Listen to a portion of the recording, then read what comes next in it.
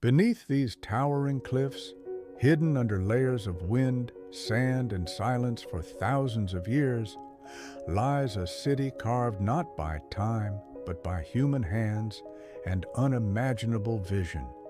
Once the beating heart of one of the world's most mysterious civilizations, the Nabataeans, this place rose from the desert rock like a miracle. They didn't just carve stone, they shaped it into life. And from this reddish sandstone, a masterpiece emerged. A city so breathtaking that even today, people struggle to believe it's real. Petra. But what happened to this majestic city? How did a place filled with trade, music, light, and life suddenly fall silent? How did the crossroads of ancient empires disappear from maps and memory for centuries? Why did Petra vanish? What secrets were buried within these scarlet canyons? What truth slept behind these monumental facades? Today, we turn back the clock. We brush away the dust of centuries, and we uncover the story of one of humanity's greatest lost cities, the unforgettable, unbelievable city of Petra. The journey into Petra begins through a natural canyon called the Sick. This isn't just a narrow passage, it feels like a secret corridor carved by nature itself, leading you step by step into the heart of an ancient world. In some places, the walls are so tight that two people can barely walk side by side. Towering cliffs rise 80 to 100 meters above you, splitting the sky into a thin ribbon of light that trickles down onto the sandstone walls.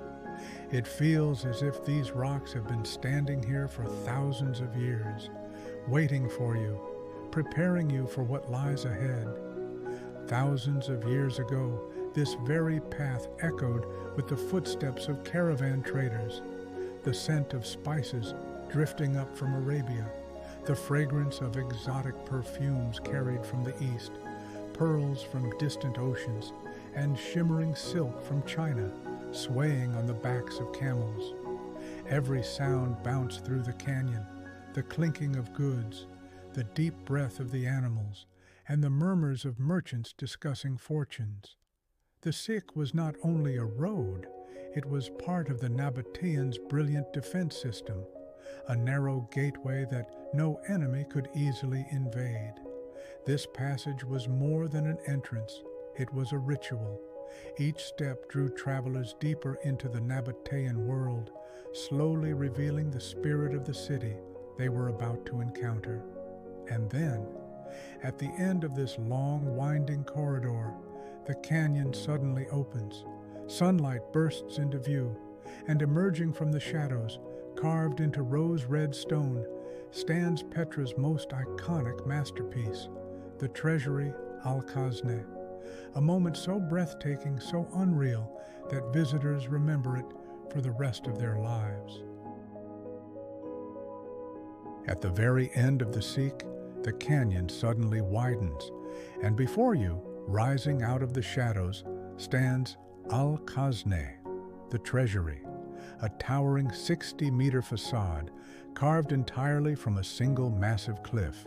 Its columns, statues, and intricate details look so delicate that it's hard to believe they were shaped 2,000 years ago with simple tools.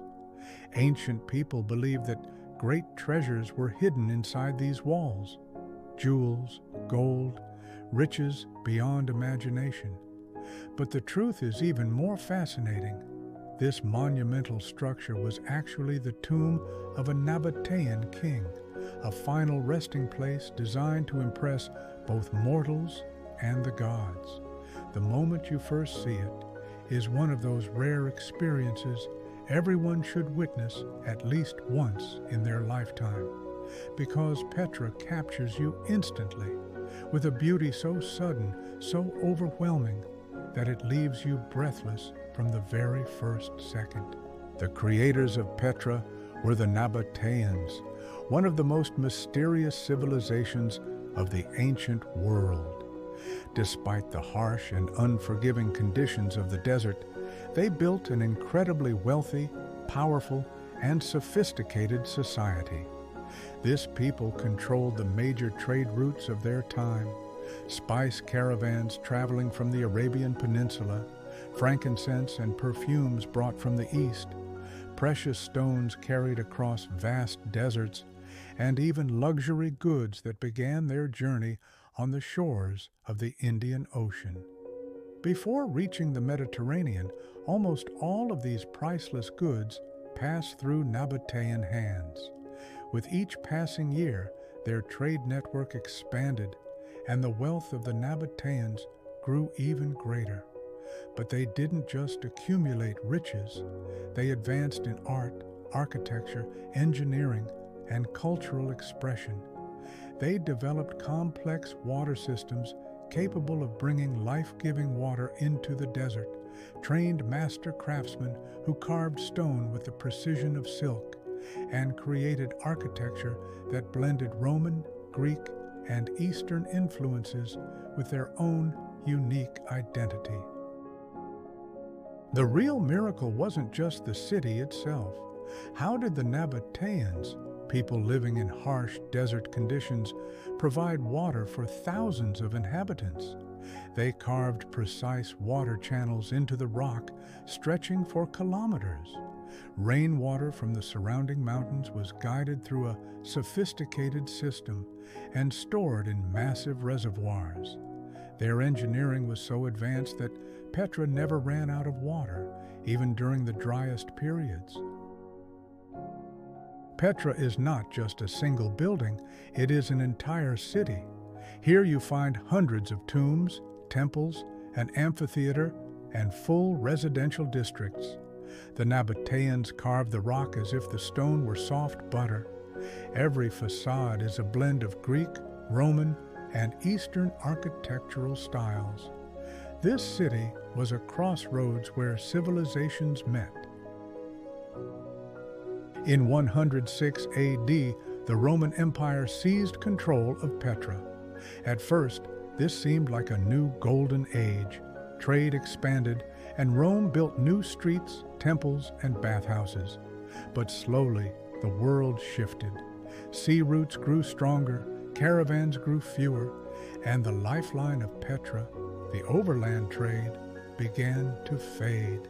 And so, almost Sisij, this once powerful desert capital started to lose its strength, one empty street at a time.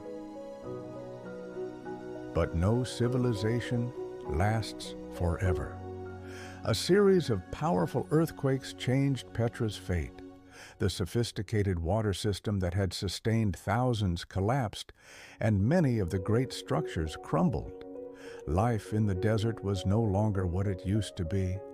The Nabataeans were forced to leave the magnificent capital they had built over centuries. The caravan routes grew silent. The streets that once blazed with trade and life became empty. The grand facades carved into the red cliffs were slowly surrendered to wind, rain, and time. In the heart of the desert, Petra began to fade away little by little. For centuries, the city remained silent, and the world completely forgot it ever existed.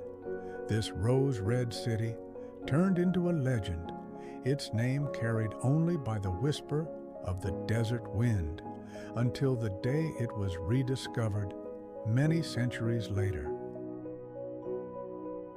In 1812, the Swiss explorer Johann Ludwig Burckhardt disguised himself as an Arab merchant and secretly made his way into Petra.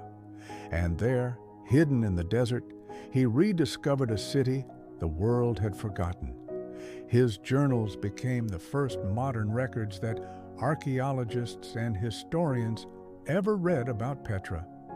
Today, Petra is a UNESCO World Heritage Site and is recognized as one of the new 7 wonders of the world.